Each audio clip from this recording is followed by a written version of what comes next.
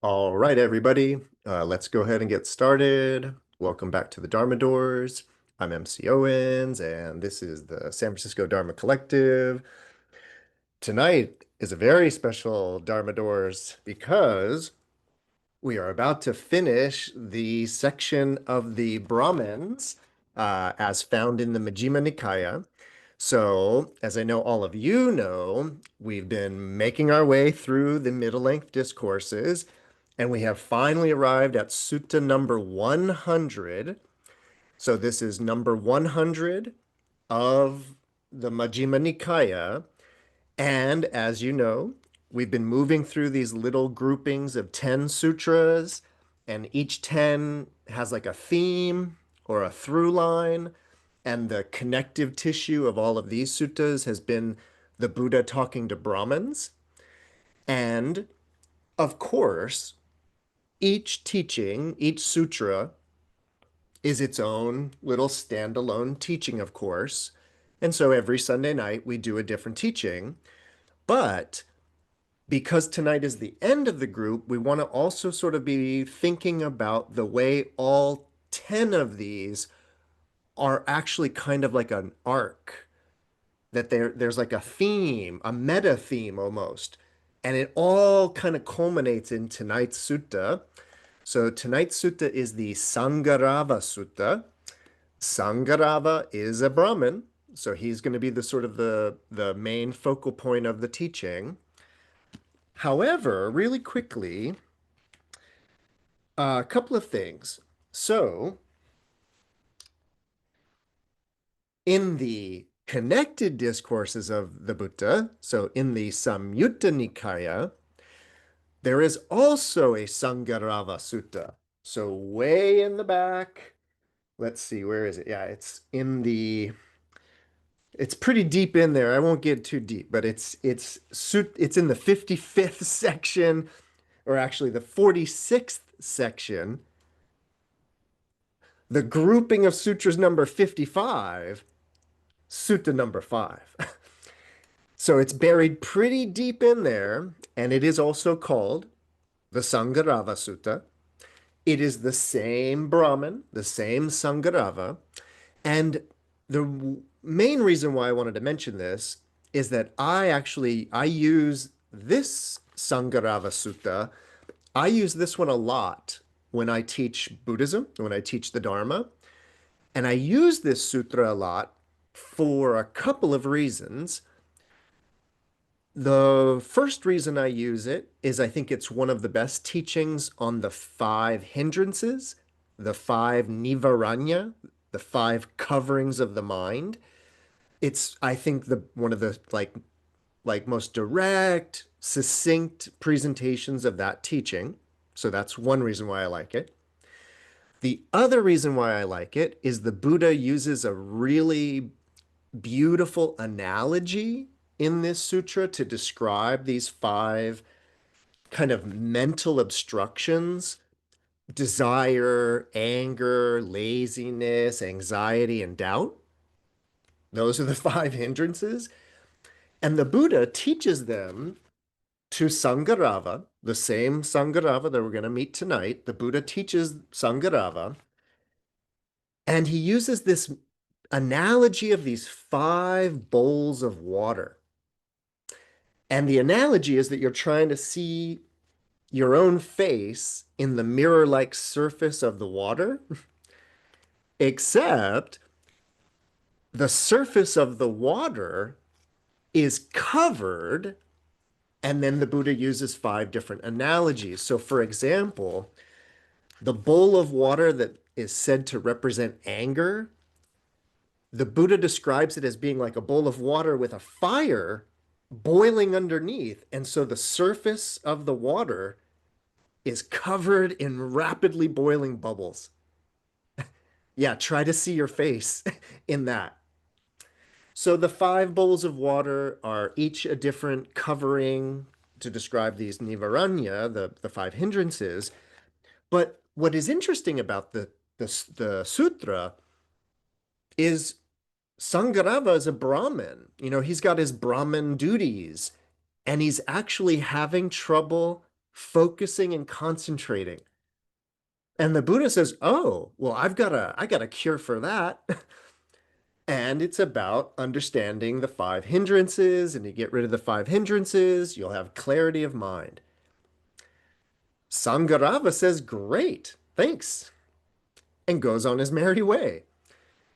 So I like the teaching because of the content of it, but I also like the presentation of it, where it's just sagely advice. It's for anybody doing anything in that way.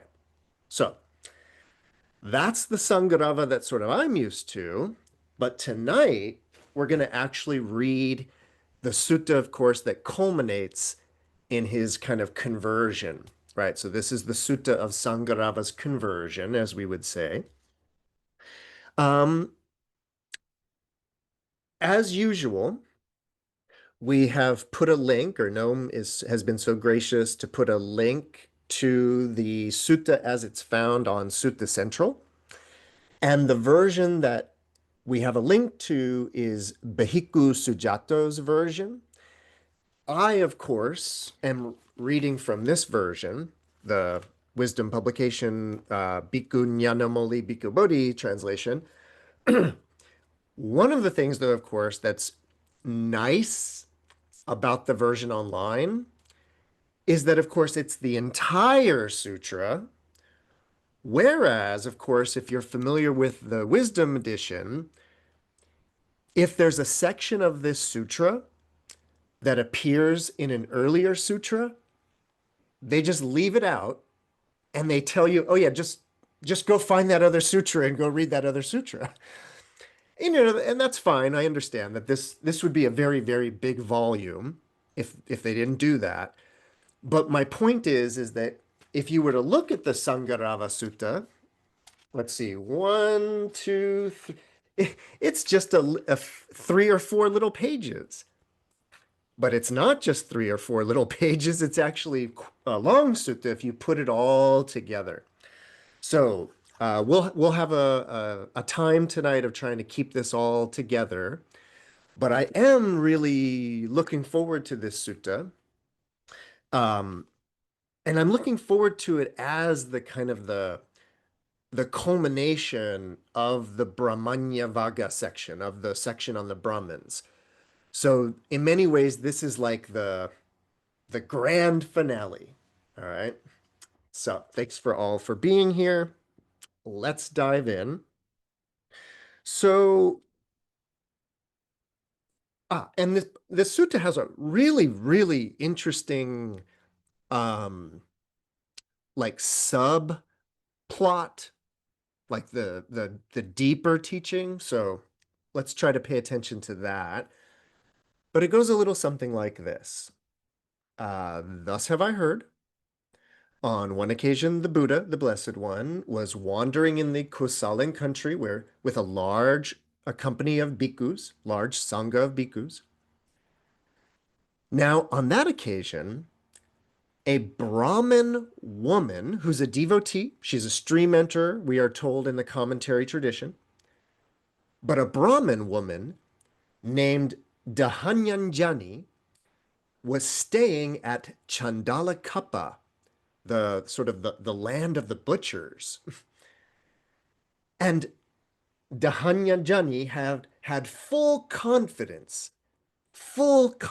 and faith in the Buddha, the Dharma, and the Sangha. One time, she stumbled, and on recovering her balance, she exclaimed 3 times, "Honor to the Blessed One, Namo Bhagavan," right? Honor to the Blessed One, accomplished and fully enlightened, she said once. Honor to the Blessed One, accomplished and fully enlightened, she said twice. And then a third time, honor to the Blessed One, accomplished and fully enlightened. Now, at that time, there was a Brahmin student named Saṅgārava, who was staying at Chandalakappa. He was a master of the three Vedas, with their vocabularies, liturgy, phonology, and etymology, and their histories as the fifth.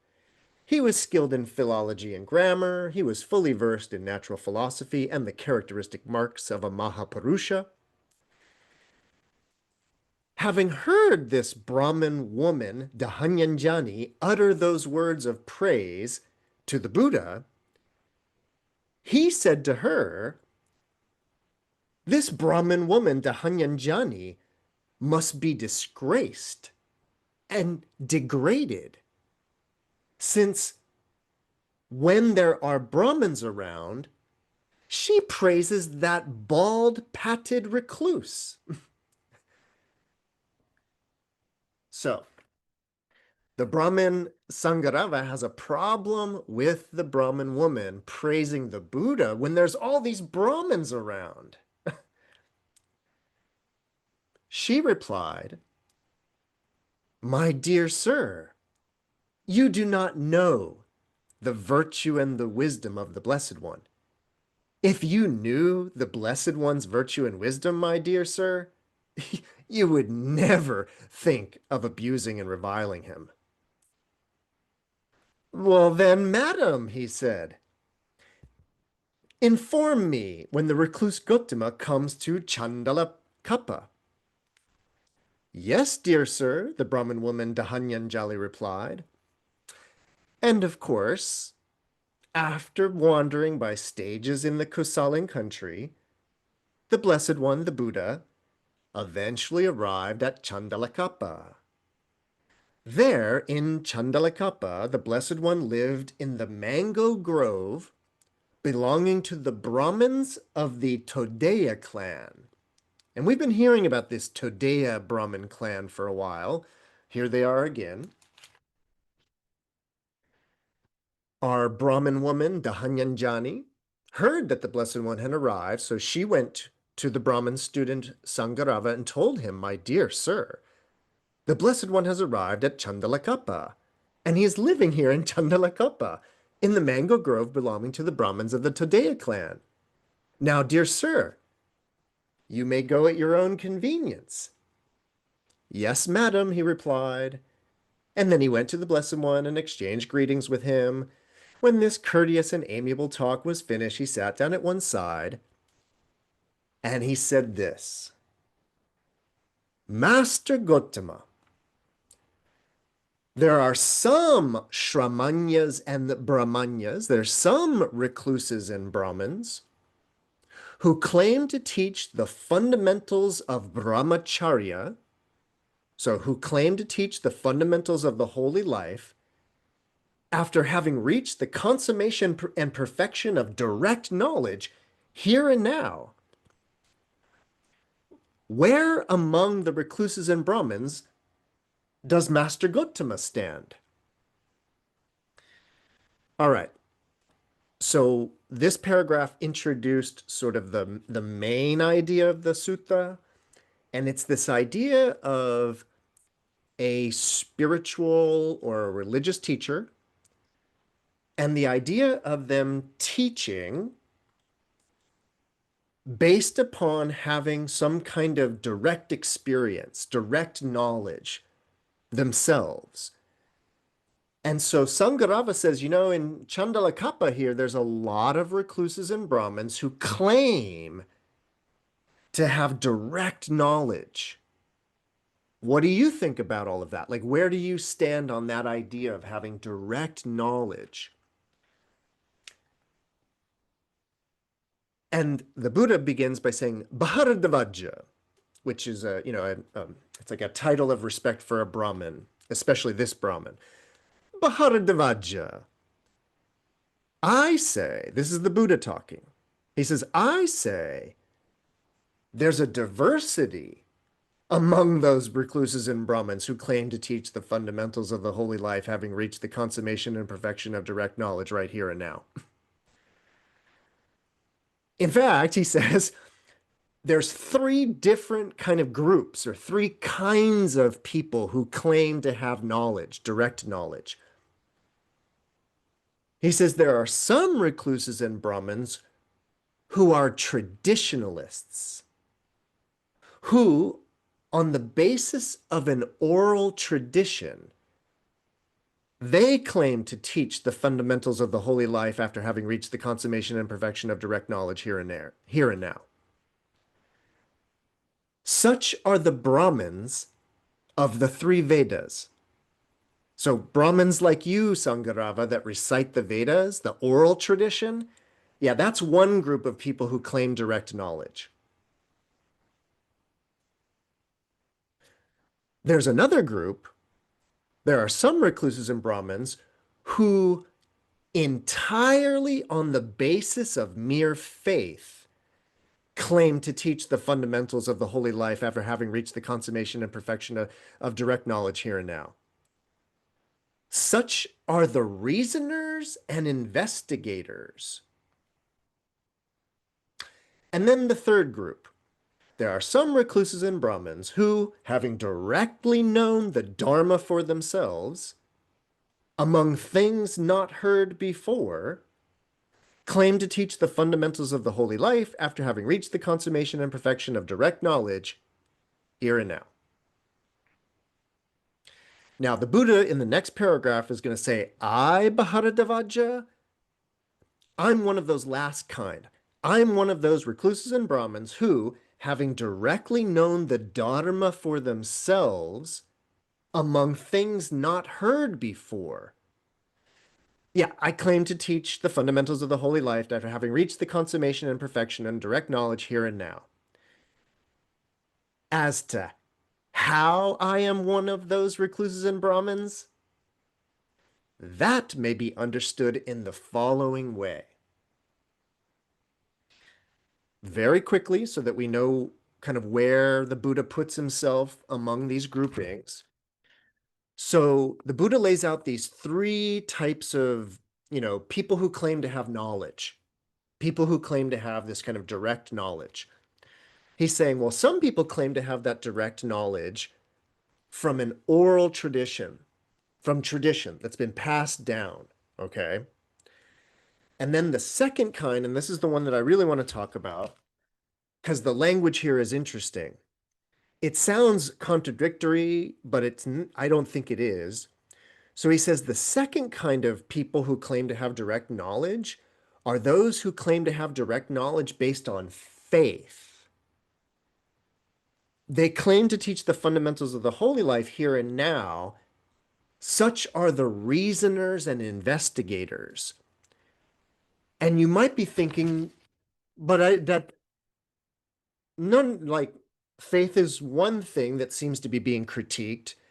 How can these be investigators and reasoners? Well, you have to kind of it helps to read the commentary tradition, of course, but it seems that what's being stated, and I actually think it's very interesting, you could think of it, I think you could think of it, that it's a lot like somebody who has sort of like absolute faith in science. Meaning that, the scientific knowledge that has been gathered, the way that it has been gathered, that meaning the methodology of science is not questioned. And so there's reasoners and investigators who have a system that they believe in, but that system isn't questioned. And that's why it's being called a faith-based system. And indeed, there is a kind of scientism where people are sort of treating science like a religion or a worldview. And then there's sort of true skeptical inquiry in that way. So that's what the Buddha's talking about with the second one. Again, the first one is just sort of a classic, the Brahmin in that way, but a classic being part of a passed on tradition. The reason why I want to emphasize what these first two mean is that the key to understanding the third kind that the Buddha's talking about, and it's going to be very important to the whole rest of the sutta, by the way, it has to do with that idea of, in this third group, there are recluses and Brahmins who, having directly known the Dharma for themselves, among things not heard before, The oral tradition, that has literally been heard a lot before. It's been heard generation after generation after generation. The faith of the reasoners and investigators, that's been heard before. That system, the system of investigation has been handed down. We've heard that before. The Buddhists saying, though, that this third category of people who claim direct knowledge, they claim to have things to tell you that nobody has told you before. And the Buddha says, I'm that kind. So somebody who's had direct knowledge themselves of things people haven't even heard of before. And then in paragraph 8, he says, now, as to how I'm one of those kind of recluses, let me tell you. All right, so is everybody ready to go? Yeah, no, please. I don't want to leave any things unquestioned or unanswered. Well, maybe I'm being a little, well, what I'm wondering about is like when I think about Buddhism now and, you know, Buddhist teachers now and, which Hmm. these categories they belong in and Buddhist traditions, I know some Buddhist traditions have a sort of a, you sort of have to get a transmission of some sort from a teacher, like a sort of a, which is not a like, oh, I'm telling you stuff and then you know it, but it's a different kind of transmission. Would that fall in one of those three categories, or is that, Hmm. am I conflating like two kind of different things here? No, no, you raise a very interesting question, of course, and or even just an interesting topic, which is that there's this sutra that's describing the Buddha in his time, who indeed, in a way, came up with a whole new way of thinking.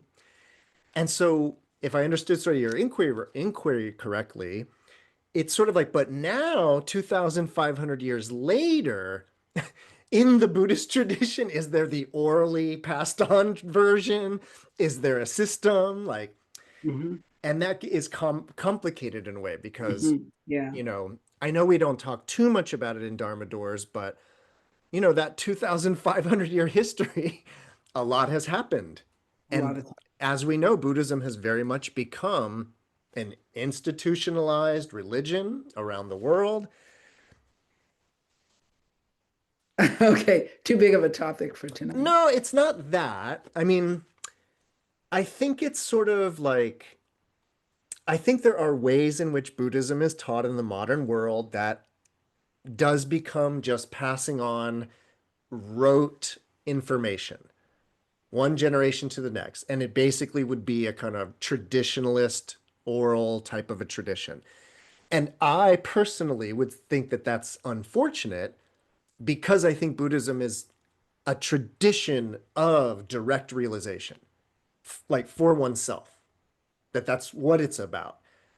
And so the idea that this could just be passed on, that doesn't seem right. But your point about, especially like in the Zen tradition of this sort of direct mind to mind transmission, is a kind of a workaround, Mm. or it's kind of trying to get around that idea by saying, and this does get complicated because, well, it gets complicated because of the very nature of Buddhism, which is this sort of like almost a kind of contentless teaching.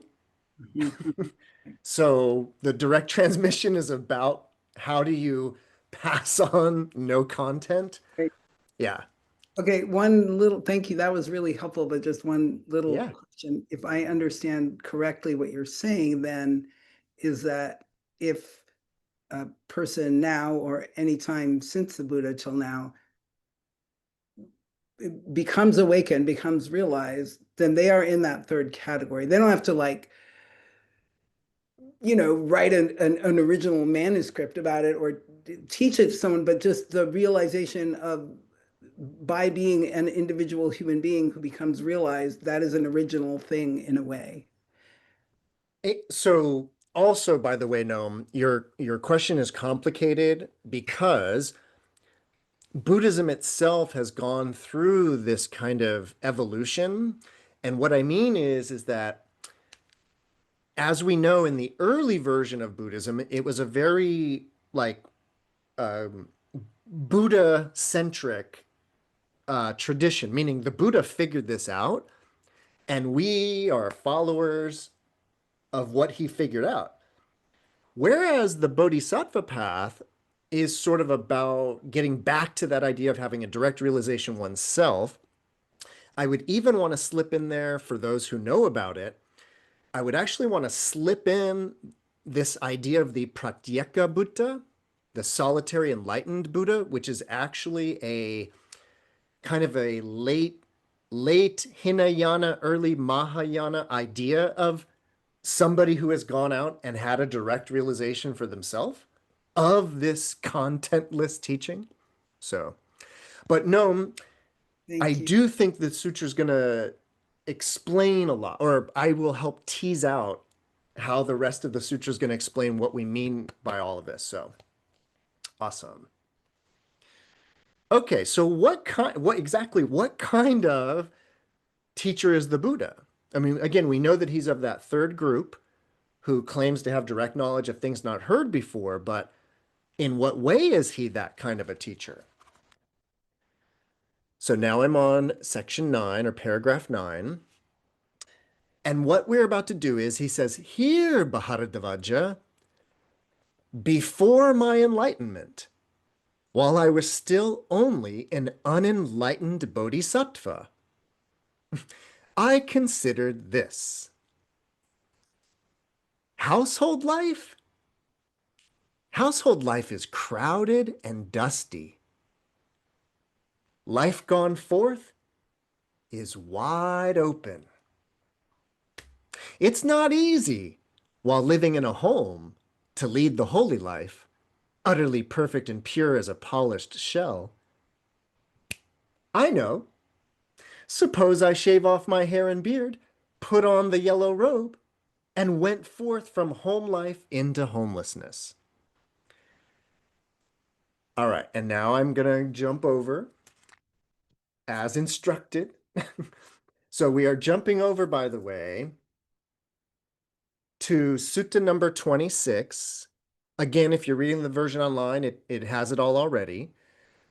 But Sutta number 26, by the way, the noble search, this is a very important sutta. It keeps popping up. And there's a way in which I wish I would have known about this sutta like years and years and years ago, because it is such it's a perfect presentation of the origins of Buddhism and like what makes it what it is. So we're jumping over here. Again, this is called the Noble Search, and it's literally a sutta where the Buddha describes his personal pursuit of enlightenment. We're not going to go through it word for word, but I do want us to kind of experience the main part of it. So, real quick. So we begin in paragraph 14 of this, of Sutta number 26, if you want to follow along. So it begins with the Buddha saying this thing of, before I was the Buddha, when I was just an unenlightened bodhisattva, so an unenlightened bodhi seeker, a seeker of awakening. This, of course, if you didn't know, I know all of you knew, but this, of course, is the way that the bodhisattva appears in the Pali Canon. It's always the Buddha before he was the Buddha, when he was a seeker of enlightenment. That's the bodhisattva. And the Buddha says, I had this realization, which is that the home life, it's tight and dusty. And that language of dusty, of course, is so important to the whole big metaphor of Buddhism and the mirror of the mind being covered with dust, all of that, and the dust of defilement. So the Buddha had this realization that it's not easy when at home. Not that it's impossible, by the way, very clear. It's just not easy at home. Whereas the homeless life is wide open. So he shaves off his beard, shaves off his hair, leaves the life as a wealthy Brahmin or Kshatriya, depending on your tradition, and renounces. And then he says, later on, while still young, a black-haired young man endowed with the blessings of youth, in the prime of my life, although my mother and father wished otherwise and wept with tearful faces, I shaved off my hair and beard, put on the yellow robe, and went forth from home life into homelessness. Having gone forth, practitioners, in search of what is wholesome, seeking the supreme state of sublime peace, I went to the teacher Alara Kalama, and I said to him, Friend Kalama, I want to lead the holy life in this Dharma and this discipline. Alara Kalama replied, The Venerable One may stay. Stay here as long as you like. This Dharma, like the Dharma that I'm teaching, what I'm teaching, is such that a wise person can soon enter upon and abide in it, realizing for himself, through direct knowledge, his own teacher's doctrine. And the Buddha says, I quickly learned that Dharma from Alara Kalama. As far as mere lip reciting and rehearsal of his teaching went, I could speak with knowledge and assurance, and I claimed, I know and see.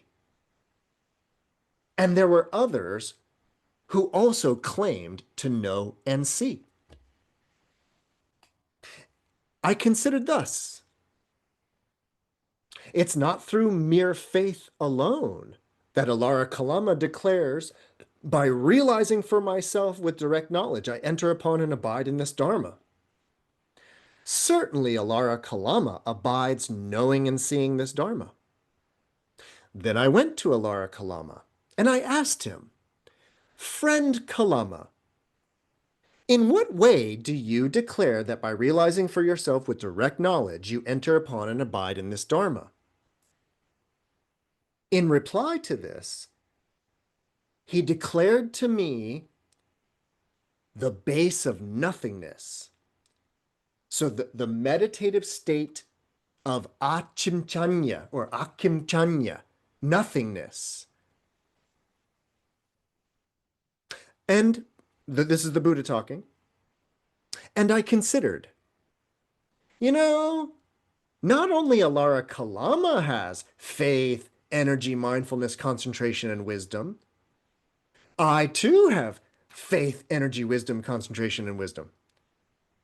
Suppose I endeavor to realize that Dharma that Alara Kalama declares that he enters upon and abides in by realizing for himself with direct knowledge. And he says, I soon quickly entered upon and abided in that Dharma by realizing for myself with direct knowledge. Then I went to Alara Kalama and I asked him, Friend Kalama, is it in this way that you declare that you enter upon and abide in this Dharma by realizing for yourself with direct knowledge?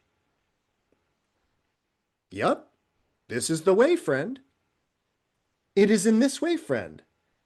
Oh, so, and then the Buddha says, well, it is in this way, friend, that I also enter upon and abide in this Dharma by realizing for myself with direct knowledge.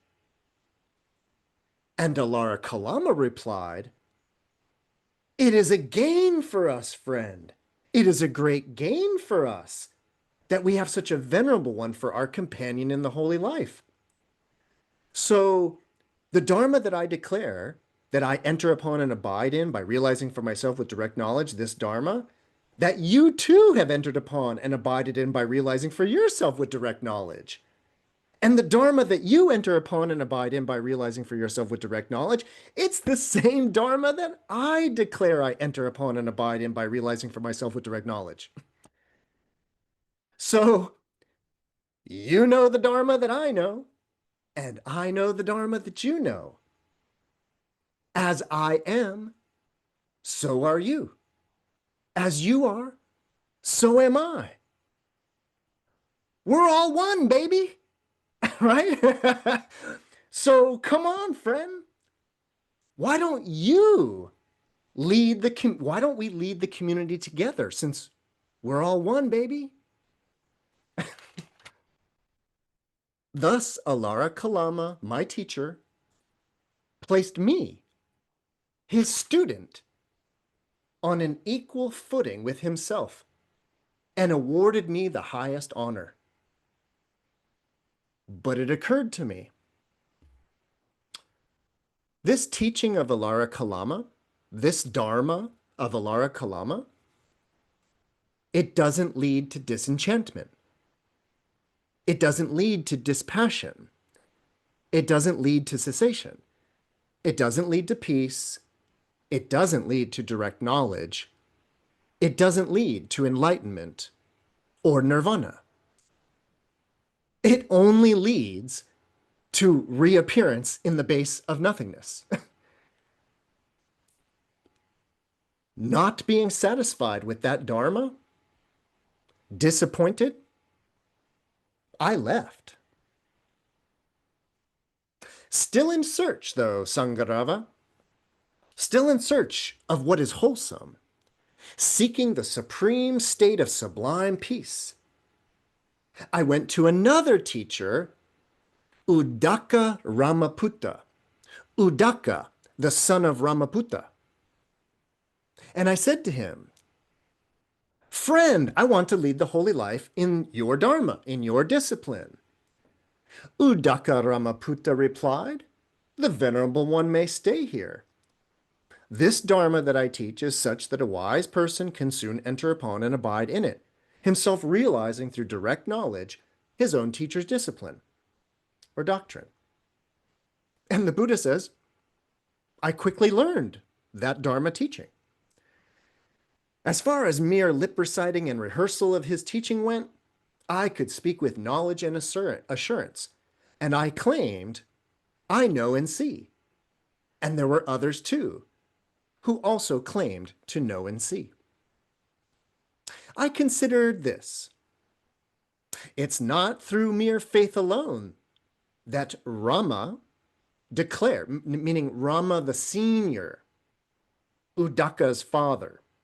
And this is a tricky one. We need to keep in mind that Uddaka Ramaputta, who the Buddha is studying with, is the son of Ramaputta, the great teacher. So they're talking about the senior Ramaputta's teaching. And he says,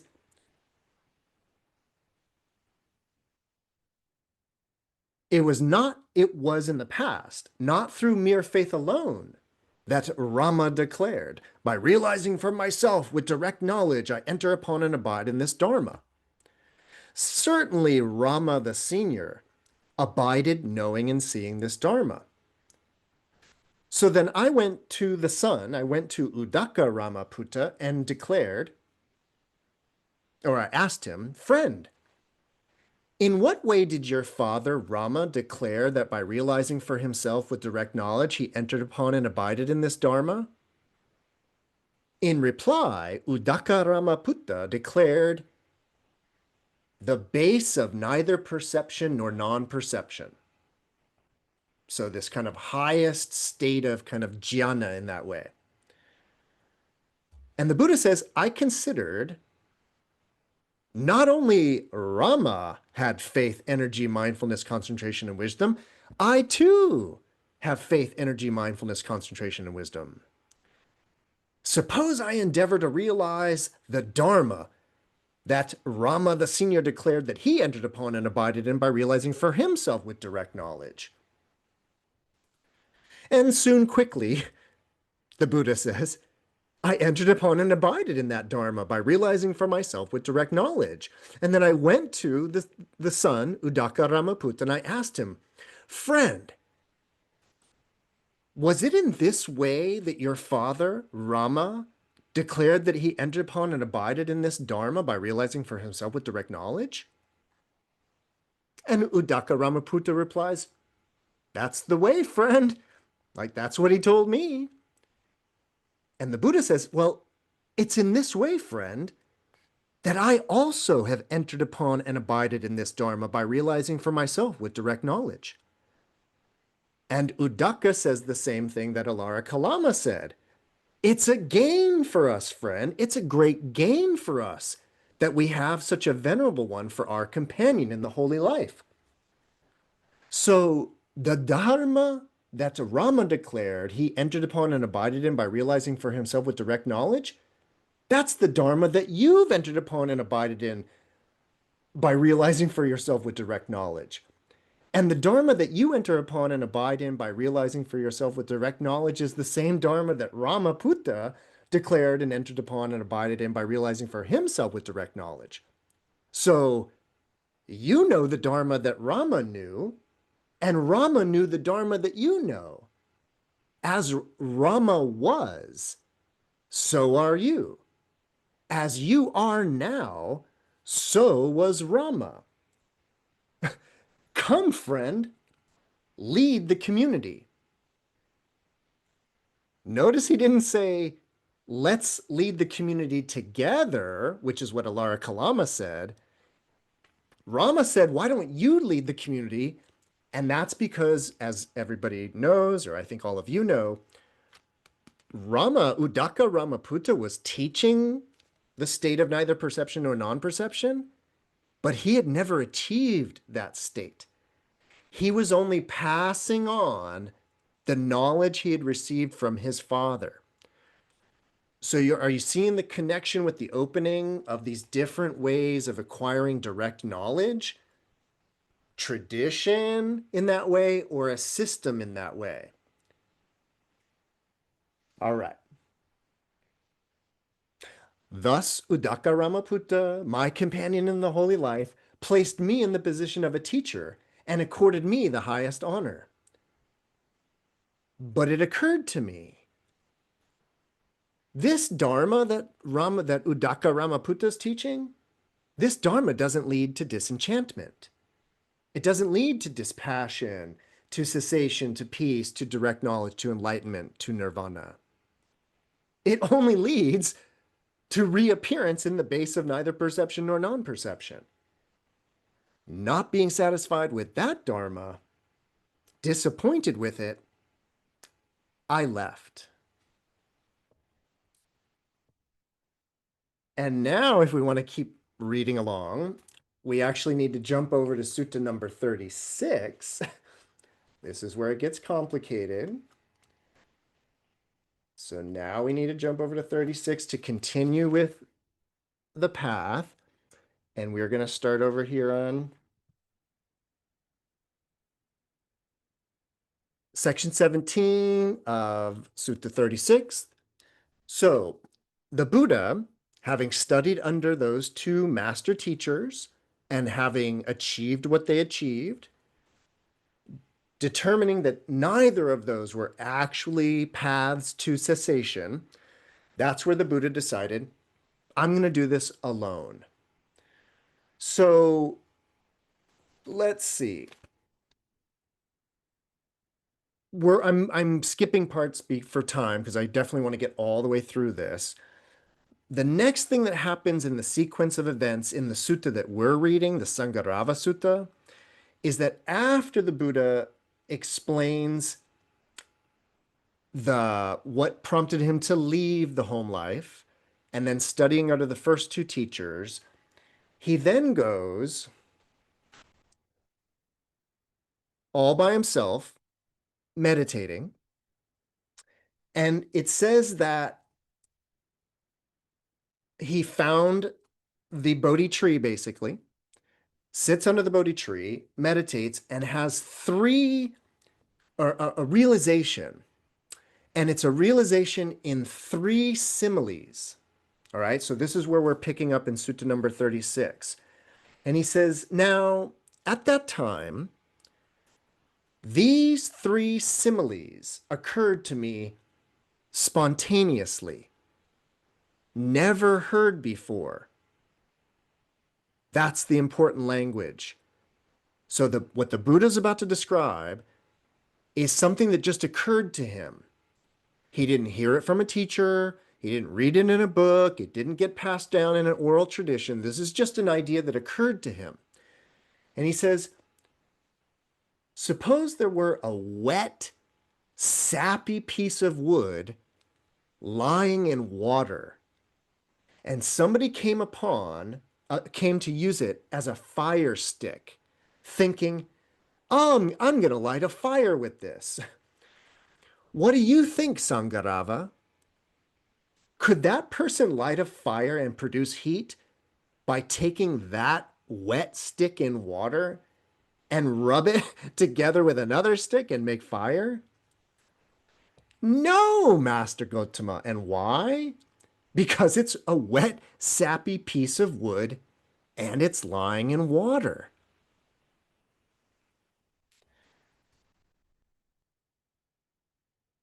So too, Saṅgārava, as to those recluses and Brahmins who still do not live bodily withdrawn from sensual pleasures, and whose sensual desire and affection, infatuation, thirst, and fever for sensual pleasures has not been fully abandoned and suppressed internally. Even if those good recluses and Brahmins feel painful, racking, piercing feelings due to their great exertion, they are incapable of knowledge and vision and supreme enlightenment. And even if those good recluses and Brahmins do not feel any painful, racking, piercing feelings due to their exertion, they're still incapable of knowledge and vision and supreme enlightenment. This was the first simile that occurred to me spontaneously, never heard before. Again, Saṅgārava. A second simile occurred to me spontaneously, never heard before. Suppose there were a wet, sappy piece of wood lying on dry land, very far away from the water, and somebody came along with an upper fire stick thinking, I'll light a fire, I'll produce some heat. What do you think, Saṅgārava? Could that person light a fire and produce heat by taking their upper fire stick and rubbing it against that wet, sappy piece of wood, even though it's lying on dry land, far from water? No, Master Gotama. And why not? Because it's a wet, sappy piece of wood, and even though it's lying on dry ground, far from the water, eventually that person would reap only weariness and disappointment. So too, Saṅgārava, as to those recluses and Brahmins who live bodily withdrawn from sensual pleasures, but whose sensual desire, affection, infatuation, thirst, and fever for sensual pleasures has not been fully abandoned and suppressed internally, even if those good recluses and Brahmins feel painful, racking, piercing feelings due to their great exertion, they are incapable of knowledge and vision and supreme enlightenment. And even if those good recluses and Brahmins don't feel painful, racking feelings due to their exertion, they're still incapable of knowledge and vision and supreme enlightenment. This was the second simile that occurred to me spontaneously, never heard before. And again, Saṅgārava, a third simile occurred to me spontaneously, never heard before. Suppose there was a dry, sapless piece of wood lying on dry land, far from the water. And somebody came along wanting to produce a fire, and they wanted to try to rub those two sticks together. What do you think, Saṅgārava? Could that person light a fire and produce heat by rubbing it against that dry, sapless piece of wood lying on the ground, far from the water? Yes, Master Gotama. And why? Because it's a dry, sapless piece of wood lying on dry land far from the water. So too, Saṅgārava, as to those recluses and Brahmins who live bodily withdrawn from sensual pleasures, and whose sensual desire, affection, infatuation, thirst, and fever for sensual pleasures have been fully abandoned and suppressed internally, even if those good recluses and Brahmins feel painful, racking, piercing feelings due to exertion, they are capable of knowledge and vision and supreme enlightenment. And even if those good recluses and Brahmins don't feel painful, racking feelings due to their exertion, they're still capable of knowledge and vision and supreme enlightenment. This is the third simile that occurred to me spontaneously, never heard before. These are the three similes that occurred to me spontaneously, never heard before.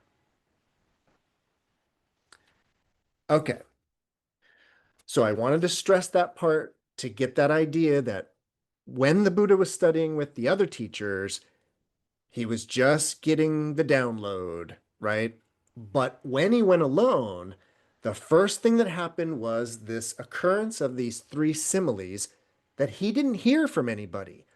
But what he realized was that if you are kind of living the home life and indulging in pleasures, then that's like a wet, sappy piece of wood in the water.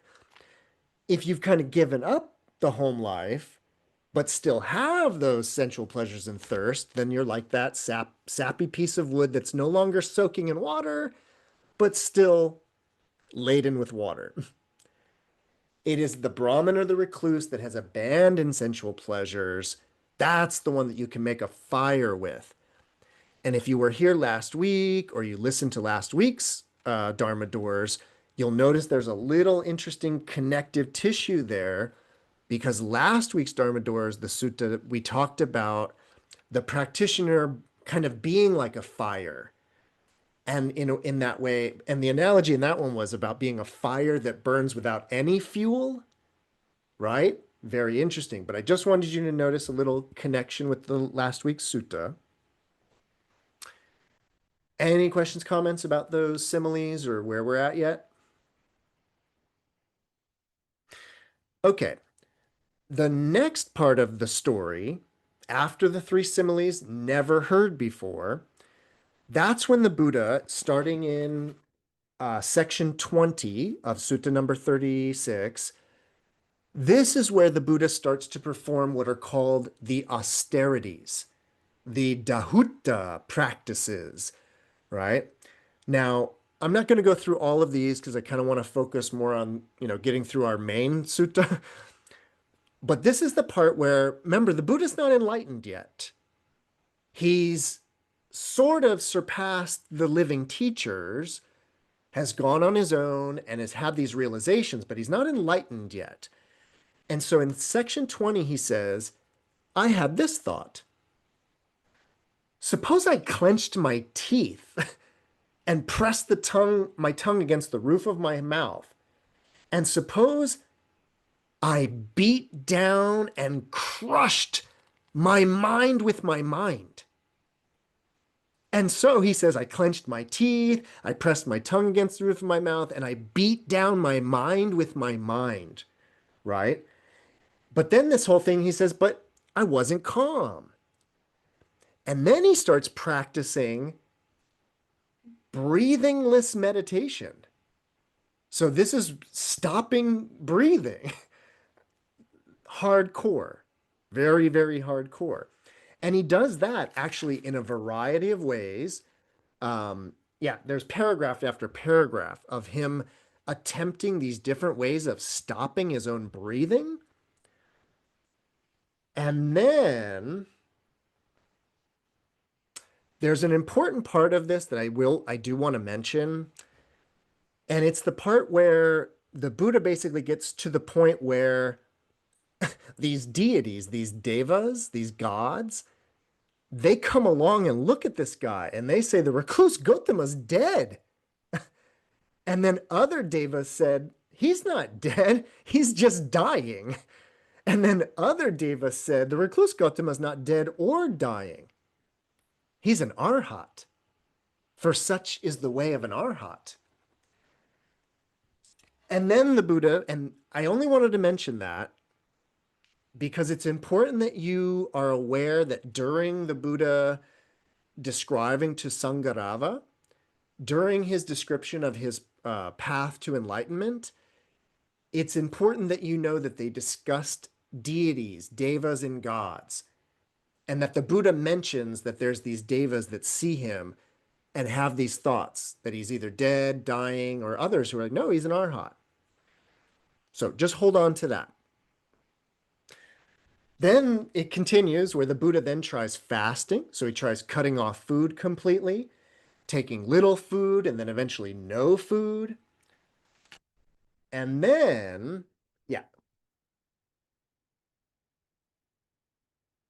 So after trying all of those, I'm going to start at section 30 here in Sutta 36. So after all of that, he says, I had this thought. Whatever recluses and Brahmins in the past, whatever recluses and Brahmins in the past that have experienced painful, racking, piercing feelings due to exertion, this is the utmost. There's nothing beyond that. And whatever recluses and Brahmins in the future who will experience painful, racking, piercing feelings due to exertion, this is the utmost, he says. There's nothing beyond that. And whatever recluses and Brahmins of the very present are experiencing painful, racking, piercing feelings due to exertion, this is the utmost. There's nothing beyond that. But by this racking, piercing feeling of practicing the austerities, he says, I have not attained any superhuman state. I haven't attained any distinction in knowledge and vision worthy of an arhat, worthy of noble ones. Could there possibly be another way to enlightenment? And then this is actually for me tonight. This is why I brought you here tonight, is this line. In section 31, the Buddha says, and then I considered,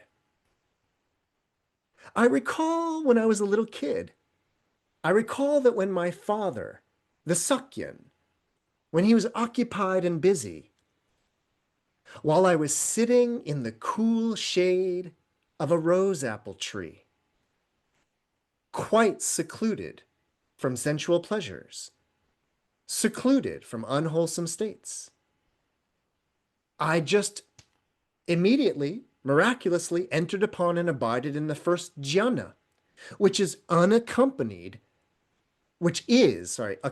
by applied and sustained thought with a rapture and a pleasure born of seclusion.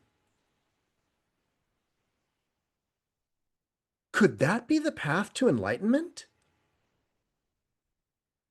Then, following that memory from childhood of when I just slipped into the first jhana, there came this realization. That is indeed the path to enlightenment. And I thought, why am I afraid of that pleasure that has nothing to do with sensual pleasures and unwholesome states? I thought, I'm not afraid of that pleasure since it has nothing to do with sensual pleasures and unwholesome states. I considered this. It's not easy to attain that pleasure with a body so emaciated, so excessively emaciated. Suppose I ate a little food, maybe a little boiled rice or a little porridge. And so I ate a little food. I ate a little boiled rice and some porridge. Now, at that time, there were 5 bhikkhus, there were 5 practitioners who were waiting upon me. And they were thinking, if our recluse, Gautama, achieves some higher state of being, he'll tell us about it. But when I ate the boiled rice and the porridge, Those 5 bhikkhus were disgusted, and they left me thinking, oh no, the recluse Gautama. He lives so luxuriously now, right? With his boiled rice and porridge, right? He has given up striving and he's returned to luxury. Now, when I had eaten the solid food and regained my strength, then, quite secluded from sensual pleasures, secluded from unwholesome states, I entered upon and abided in the first jhana, which is accompanied by applied and sustained thought with rapture and pleasure born of seclusion. Then, with the stilling of vitarka and vichaya, with the stilling of thought, with the stilling of applied and sustained thought, I entered upon and abided in the second jhana, which also has rapture and pleasure, but born of seclusion, or sorry, born of concentration. And then with the fading away as well of that rapture, he says, I entered upon and abided in the third jhana. And that's the one where the wise people say it is a good dwelling to dwell in equanimity, the quality of the third jhana, this kind of equanimity. And then finally, and by the way, this is all abbreviated, so I'm just kind of making this up off the top of my head. And then I entered upon and abided in the fourth jhana. And the fourth jhana, of course, is beyond pleasure and pain, beyond all such distinctions. And he says, when my concentrated mind was thus purified, bright, unblemished, rid of imperfection, malleable, wieldy, steady, and attained to imperturbability, then I directed it to knowledge of the recollection of past lives. And that, and I'm not going to read the entire giant section, which we've read many times in Dharma Doors, but it's the Buddha describing recollection of not just one past life or 2 or 10 or 20, but hundreds and hundreds of past life, where he lived, what he ate, what he enjoyed, how he passed away, where he was reborn, one after the next. And that knowledge of past lives was the first true knowledge attained by me during the first watch of the night. Ignorance was banished and true knowledge arose. Darkness was banished and light arose, as happens in one who abides diligent, ardent, and resolute. Then, when my concentrated mind was thus purified, bright, unblemished, rid of imperfection, malleable, wieldy, steady, and attained to imperturbability, I directed it to knowledge of the future passing away and being reborn of beings. Thus, with my divine eye, which is purified and surpasses regular human eyes, I saw beings passing away here and reappearing there, in all different states of being. This was the second true knowledge attained by me in the middle watch of the night. Ignorance was banished and true knowledge arose, darkness was banished and light arose, as happens in one who abides diligent, ardent, and resolute. And then finally the third, when my concentrated mind was thus purified, bright, unblemished, rid of imperfection, malleable, wieldy, steady, and attained to imperturbability, I directed it to knowledge of the present destruction of the taints. I directly knew, as it actually is, this is suffering. This is the origin of suffering. This is the cessation of suffering. This is the path leading to the cessation of suffering. I understood and directly, these are the taints, These are the origin, this is the origin of the taints, this is the cessation of the taints, and this is the path that leads to the cessation of the taints. When I knew and saw thus, my mind was liberated from the taint of sensual desire. When I knew and saw thus, my mind was liberated from the taint of being. And when I knew and saw thus, my mind was liberated from the taint of ignorance. When it was liberated, there came the knowledge. It's liberated. And I directly knew birth's been destroyed. The holy life's been lived. What had to be done has been done. There's no more coming into any state of being. This was the third true knowledge attained by me in the last watch of the night. Ignorance was banished, and true knowledge arose. Darkness was banished, and light arose, as happens in one who abides diligent, ardent, and resolute.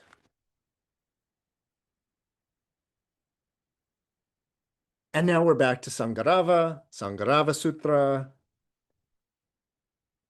When all of that was said, so when the Buddha described his whole path to awakening, the Brahmin student Saṅgārava said to the Blessed One, Master Gotama's striving was unfaltering. Master Gotama's striving was that of a Mahapurusha, a true man, as it should be for an accomplished one, a fully enlightened one. But how is it, Master Gotama? Are there gods? Okay, now we need to have a talk. So I don't want to get too into it, but in doing research for this sutra, the ending of this sutra is a hotly debated topic. It's hotly debated for a couple of reasons. One, it's hotly debated because Saṅgārava asked the Buddha about gods, and the Buddha's answer is going to be a little complicated. It's going to be a little weird, but I want you to know something important. There are many, many like manuscript versions of this sutra or alternate versions of this sutra in maybe Sanskrit, maybe Chinese, where this question about the gods actually comes before all of this, meaning that it's part of Saṅgārava's initial line of questioning to the Buddha, and that actually it is almost in response to the question about the gods that the Buddha tells Saṅgārava his whole story. And the way this sutra can end, not the way this version ends, but when the Buddha finally says, and I achieved those three knowledges of past lives, of future lives, and of the destruction of the taints, and I understood everything as it really is. In some versions of the sutra, it just goes straight to, and then Saṅgārava said, magnificent, Master Gotama, magnificent. Master Gotama has made the Dharma clear in many ways, as though turning upright what had been turned over, and so on and so forth. I go to Master Gotama for refuge and to the Dharma and to the Sangha of bhikkhus. Let Master Gotama remember me as a lay follower who's gone to him for refuge for life. So that's how it could end, that Saṅgārava is just so moved by the Buddha's description of his enlightenment experience that Saṅgārava is on board. Now let's read the gods section. So Saṅgārava says this thing about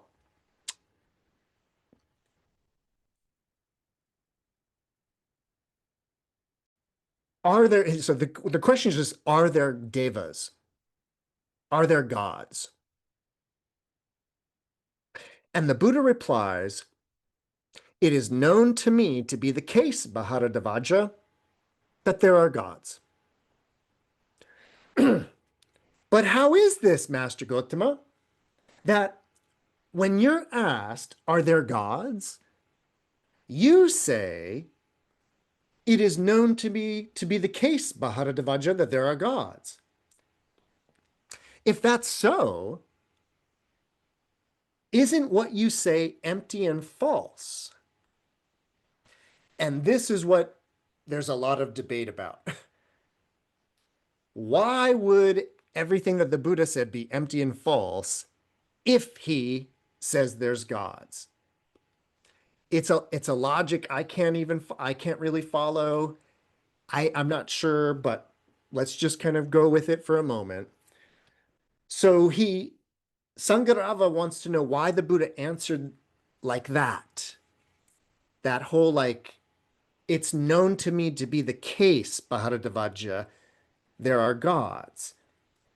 And then Saṅgārava says, but how could that be? Right? And then,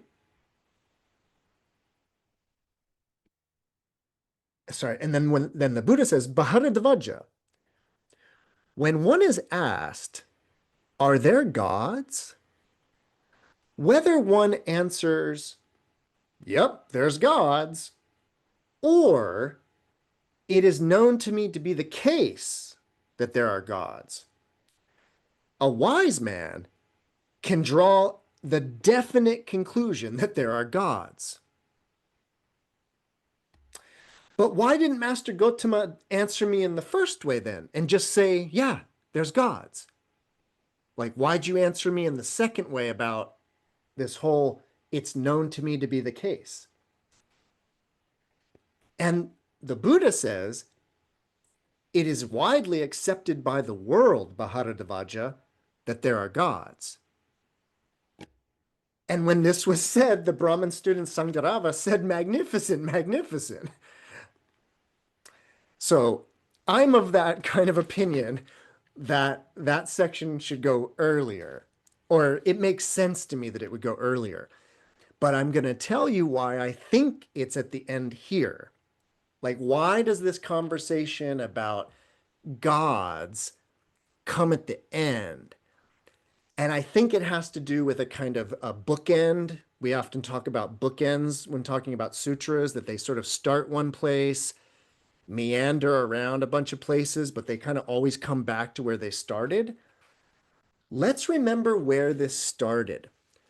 The Brahmin woman, Dahanyanjani, who started to fall down, but caught herself and was so thankful that she didn't fall on her face that she said, oh, Namo Buddha, like praise to the Buddha. And Saṅgārava heard it and basically said, why are you thanking a bald-headed homeless dude when there's all these Brahmins around? Or, and this is my reading of it, why are you honoring a dude? You should be praising God. Like, you could praise a Brahmin as an intermediary to Brahma, to God. But I think I think Saṅgārava is upset that the woman is sort of worshiping the Buddha as a god in that way. And doing this kind of like, oh, thank God. But she's like, oh, thank Buddha. And it would almost be like today, if like a good Christian heard a Buddha say, oh, thank Buddha. And it was like, but isn't Buddha just a person? I think that that's what's like underneath this sutra, is that kind of, it's kind of a discourse about worshiping a human, just a regular person, so to speak, versus either a priest who has a relationship with the divine or the divine itself. So I think that that's what opens the sutra. And I feel like they wanted to kind of close the sutra with a similar conversation about deities. And if you read it that way, like I do, then it kind of sounds like what Saṅgārava is saying is, well, if there's God, then isn't everything you just said like undermined by that? But this, of course, is a very, people love this topic. I've noticed that people really like this topic about like gods or God in Buddhism, and the idea of like, is Buddhism an atheistic tradition? And it's kind of like, well, they're kind of atheistic because they don't think that you should worship God, but they're not atheistic because they believe there are such things as gods. They just think they're suffering like everybody else. So they're hardly worthy of praise. They're actually worthy of compassion in that way. So this, again, is a very big topic in Buddhism. Um, it's pretty hard to get past all of the deities and gods in Buddhism. They're there. Anybody who says they're not there, I don't know what sutras they're reading, because they're there. Now it's just a question of, okay, but what role do they serve in that way? And the role is, well, it would depend upon the god, the specific god in that way. But in, I would say from a Buddhist point of view, gods have a role like the wind has a role. But is the wind worthy of worship and praise? I mean, I leave that up to you in that way. But all right, questions, comments, answers, ideas about Saṅgārava and the noble search, the Buddha's noble search. Anything pop up for anybody? Yeah, no. I'm talking tonight. First of all, I just wanted to thank you for this beautiful sutra, and I realized that I've never quite, either I've never heard or I never understood the sort of, wow, my light's flickering. Sorry. The way that the Buddha's deciding not to starve himself played into his enlightenment, the way it was explained tonight. Like that, I knew it did, but I didn't quite know how or why. And so that was really helpful. Thank you. And then I guess my question about this last part, which is fascinating, is what is it saying about worshiping the Buddha? Is it saying something about worshiping the Buddha or not? And I mean, I don't know. Yeah. On that note, I would definitely say that the sutra is saying that if there's anything worthy of praise in this world, it's the Buddha. But again, that's tricky because it's like, it's like, we know that even in the kind of the early Buddhist tradition, they really didn't want to exactly idolize the Buddha so much as like what he taught, what he brought, like that was what was so worthy in Right. that way. Right. So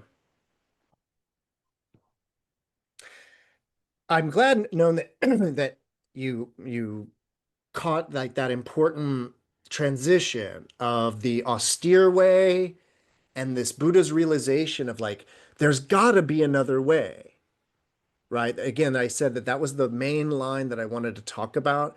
It's this beautiful description, right, of under the rose apple tree, right? And of course, if you're kind of into like, I guess I would say mythology and like Jungian archetypal stuff, you want to pay attention to the Buddha when he was a child in the garden, as described here, under a tree, had his first kind of dhyana experience.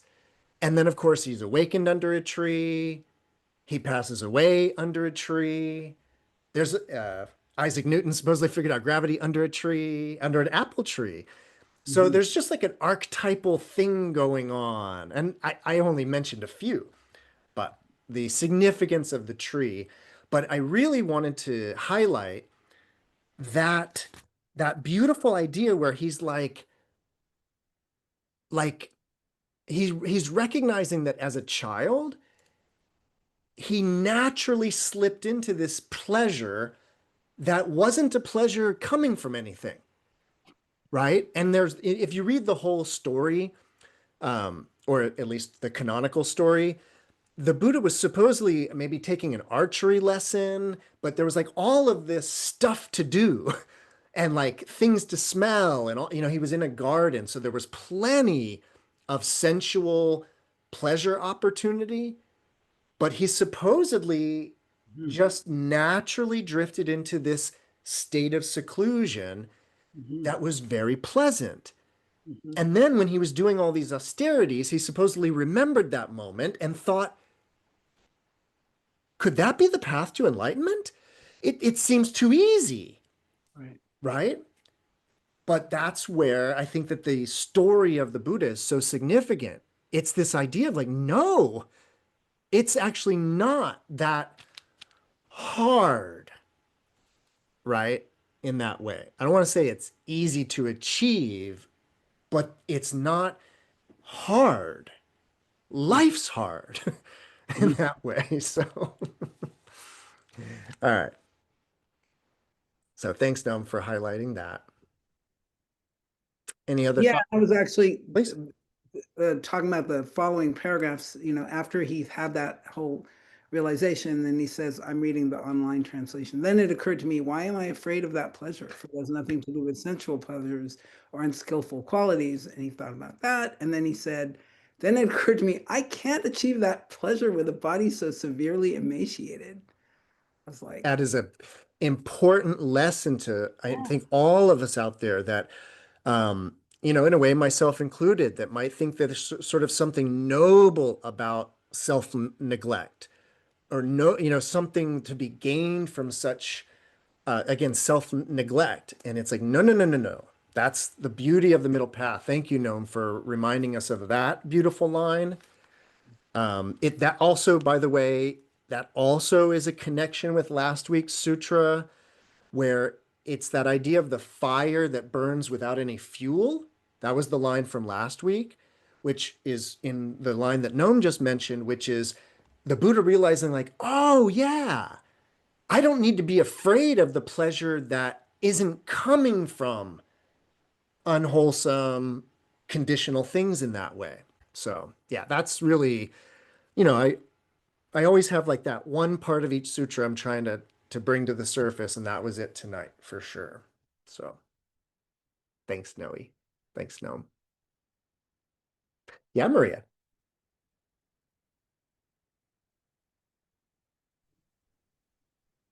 Um, yeah, thank you. I just want to mention that this is personally interesting for me because just recently I've been having these memories coming back from my childhood and like early teens and teenage years where I feel like I was getting glimpses of something like pranya wisdom, like maybe from, you know, past karma or whatever, coming up. I'm like, oh, that's what that was. Or yeah, I remember, and I remember that feeling, especially like kind of what the Buddha's talking about when he was a kid. It's like, almost like, first jhana or just like an absorption state of some sort. I spent a lot of time by myself as a kid, too. So I don't know. It's powerful for me to hear that, as the Buddhist story too. Awesome. Awesome. Yeah, once again, that moment under the rose apple tree is so important because for me, it really speaks to, I think we often, I know that when I definitely first really got into Buddhism, I wondered, like, what are these jhanas? Like, what really are they? What's really going on? And I think that understanding this simple story of it's kind of like just zoning out a little bit. I mean, I'm not trying to belittle it. I'm just trying to say that it's not some like high tech, super complicated meditative technique. It's actually just being content and happy about it. So I think the fact that the Buddha just naturally slipped in as a child, again, is a reminder that this is like it's innate. Just as kind of Maria was describing, we've all like these things are innate. So, Ophir, did you have something? Were you coming on? Yeah, I think it's, thank you. I Yeah. enjoyed so much. I have a couple of quick things. So the taints, we didn't go over the taints. Is it part of a different sutra or section, or it is connected? But before that, if it comes, I heard it before, it's amazing, and as an introduction that you mentioned with Noam too in the beginning, a point about the direct knowledge, and that there were like the 3 sections of people, and the 2 sections that don't have the direct knowledge, how it's being missed out. And I think it touched me so much because it's such an articulate to our times right now. It's like the AIs and all that, like not having the direct knowledge, having the humility that he explained. Oh, there's a group here who have direct knowledge, with humility, yes, but the quality of that and the limitations that necessitates that childlike kind of dhyanic moments, that direct knowledge and that articulation that you put there, that was incredible. As that, okay, and that is tell you how to do it, but just to profoundly cherish that, and that's incredible. On the taints, indeed, we haven't heard the taints for a little while, at least in detail. I would then want to refer you, I believe it's the very first sutta, which of course would have been a long time ago. Yeah. Oh no, number 2. So all the taints. Yeah. Is sutta number 2. The 5 bowls. No. Those are the hindrances. Yes. Sorry. Yeah. I know there's a lot of lists. The taints, of course, are just, well, there's different lists of them, but those are the 3 things of sensual desire, bhava, being, and then the third is ignorance. And really quickly on the taints, the taints, those 3 things are the deepest aspects of the psyche that are keeping the whatever you want to call it bound in reincarnation. So I often say that from a Buddhist perspective, we are reborn because we love it here. That's why. It's not about past karma for things you did bad. It's that you love it here. And the first chance you get to come back, you come back. So there's the pleasure, the sensual, this pursuit of pleasure, which will bring you back. The second one is actually like wanting to be alive. The actual desperately wanting to be alive, the reason why we are terrified in the doctor's office of getting bad news is bhava. And so you can see that one's deep because we're all attached to bhava in that way, but not as attached in terms of the deepest, which is avidya. Ignorance is the one that's keeping us really, bound in the cycle. It's why ignorance is the base of the 12 links of dependent origination. So you can imagine that a Buddha, having been liberated from those taints, they're off the wheel. So yes. Thank you. All right, everybody. We did another one. I hope everybody got to say something if you wanted to. Awesome. All right, everybody. So we did it. We're done with the first. Oh, and as you also might know, the Majjhima Nikāya is divided into what are called the first 50, the second 50, which we just finished because we did Sutta 100. So we are moving on to the final 50 suttas of the Majjhima Nikāya. The final 50, in my opinion, start to get a little miscellaneous, like miscellaneous categories. So I'm not guaranteeing that we're going to go through every single one. So stay tuned for next Sunday to see what we're going to read. But otherwise, I hope you can be here. Thanks for being here tonight. Thanks to everybody at San Francisco Dharma Collective.